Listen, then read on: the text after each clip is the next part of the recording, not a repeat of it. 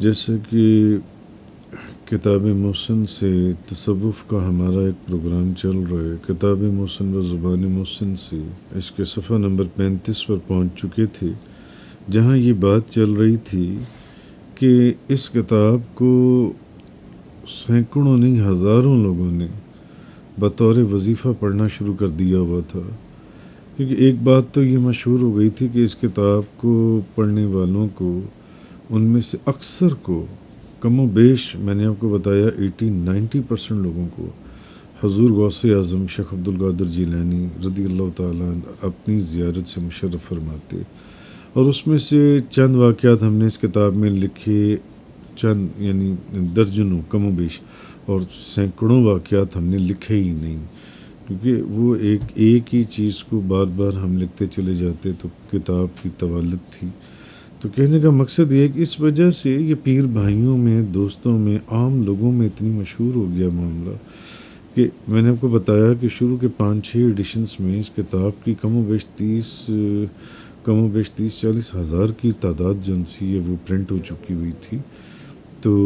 اب پچھلے لیکچر میں اگر آپ کو یاد ہو تو بات یہاں پہ چل رہی تھی کہ اردو ایک کتاب جو اردو میں لکھی گئی ہے، اردو زبان میں، یہ کوئی عربی یا انگریزی یا فارسی یا کوئی فرینچ کی زبانیں تو تھیں نہیں جو ان سی ہیں. تو اردو عبارت کا جو وظیفہ ہے یا تکرار ہے، یہ کسی کو کیسے فائدہ پہنچا سکتا ہے یا فیضیاب کر سکتا ہے. تو اس سلسلے میں ایک تو میں نے خواجہ حسن رسول نما کا واقعہ بیان کیا تھا پچھلے لیکچر میں، اور ایک خواجہ یحییٰ منیری رحمۃ اللہ علیہ کا واقعہ بیان کیا تھا جب وہ ایک دہقان کے گھر میں آ کر ٹھہرتے ہیں. تو آج میں وہیں سے اپنی بات آگے بڑھاتا ہوں کہ اسی بات کو آگے مزید کنٹینیو کرتی ہیں کہ حضرت، اگر آپ کو معلوم ہو، آپ یقیناً معلوم ہوگا، حضرت فاروق اعظم کے دور خلافت میں آپ نے کتابوں میں احادیث کی اور سیرت کی کتابوں میں پڑھا ہوگا کہ دریائے نیل خشک ہو گیا حضرت فاروق اعظم کے دور خلافت میں. تو وہاں کے لوگ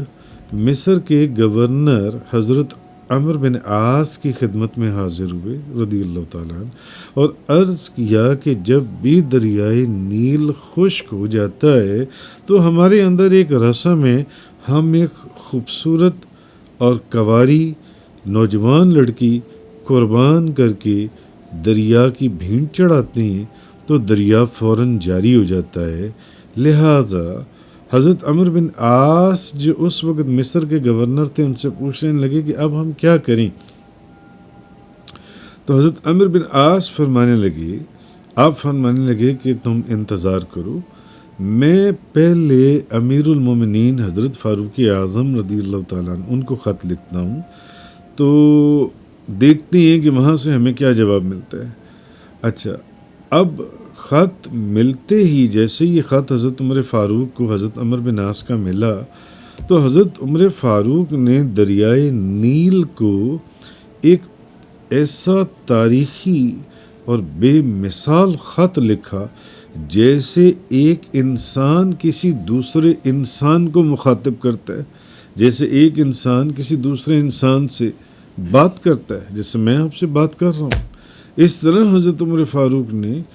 دریا کو مخاطب کیا اور اس خط کے اندر لکھا کہ اے دریائے نیل،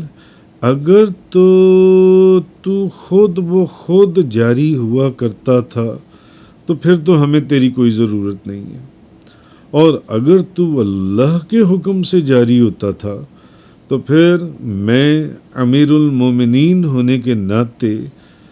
تجھ کو حکم دیتا ہوں کہ تو پھر اللہ کے نام پر جاری ہو جا، اللہ کے حکم سے جاری ہو جا،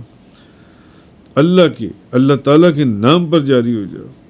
تو اور قاصد کو حضرت عمر فاروق نے فرمایا کہ اس خط کو جا کر دریائے نیل میں ڈال دینا. لہذا جو ہی آپ کا خط حضرت عمر فاروق کا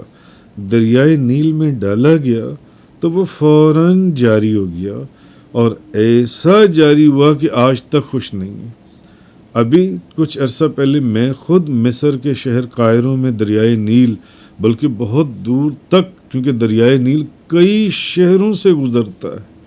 میں خود دریائے نیل اپنی آنکھوں سے دیکھ کر آ رہا ہوں، آسوان سے گزرتا ہے، لکجر سے گزرتا ہے، کوممبو سے گزرتا ہے، کائرو سے گزرتا ہے، میں خود اس دریائے نیل کے اندر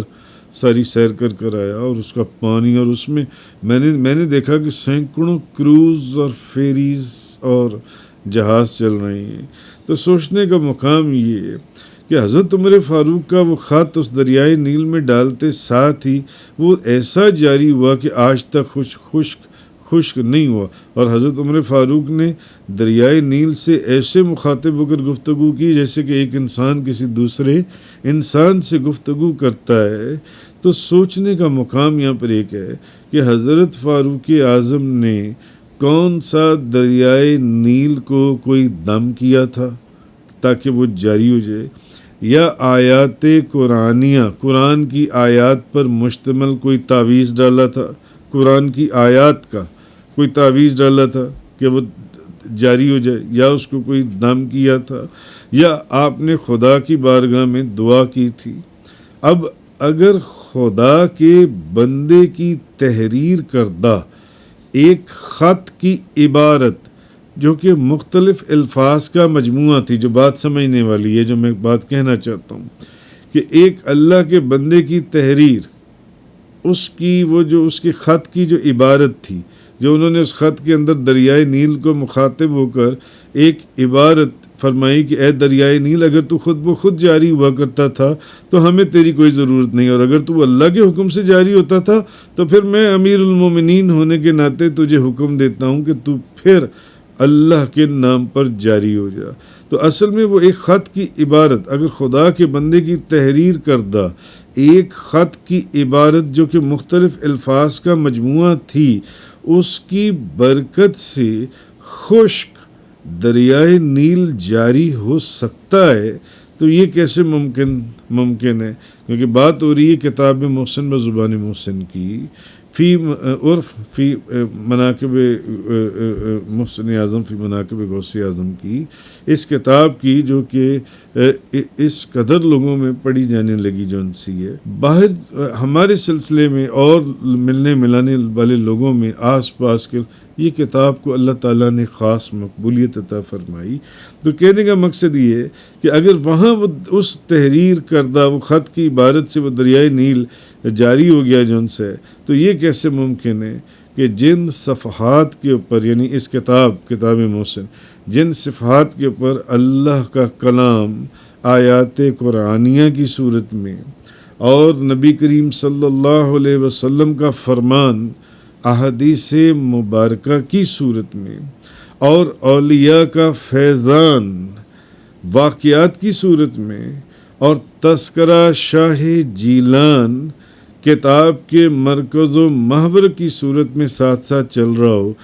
وہ کتاب وظیفہ بن کر سائلوں اور بے نواؤں کی جھولیاں کیوں نہ بھرے؟ وہ اگر بھر دے تو اس میں ایسی کون سی پریشانی یا مشکل کی بات ہے؟ خواجہ فرید الدین عطار رحمۃ اللہ علیہ فرماتی ہیں کہ اگر کوئی شخص تمہارے خلاف جھوٹی بات کرے، اگر کوئی بندہ تمہارے خلاف جھوٹی بات بھی کہے، تب بھی تم اس سے بدلہ لینے کا سوچتے ہو۔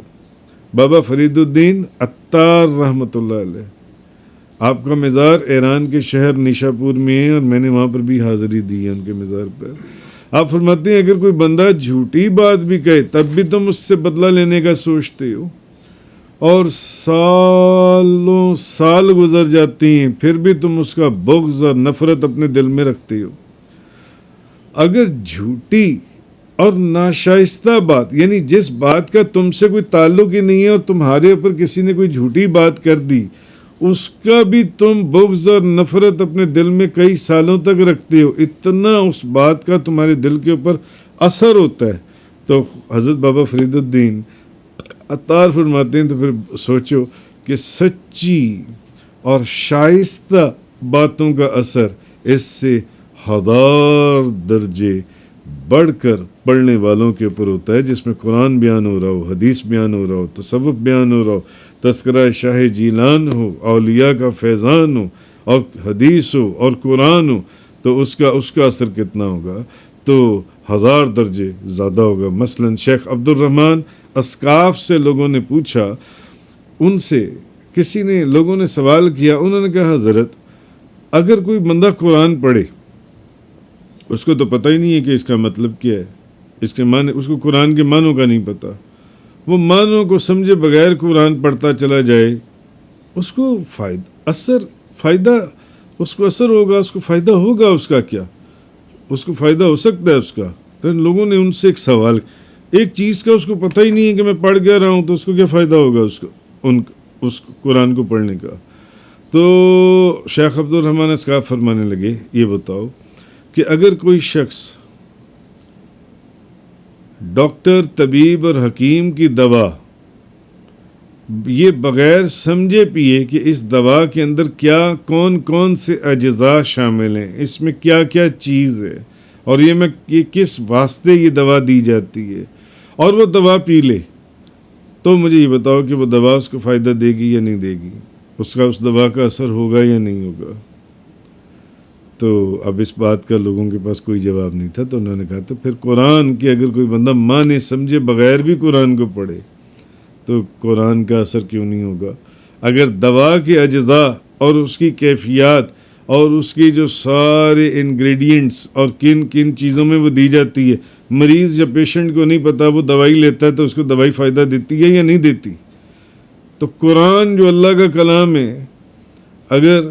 اس کے معنی کسی کو نہیں بھی پتا تو وہ تب بھی اس کا فائدہ دے گا۔ تو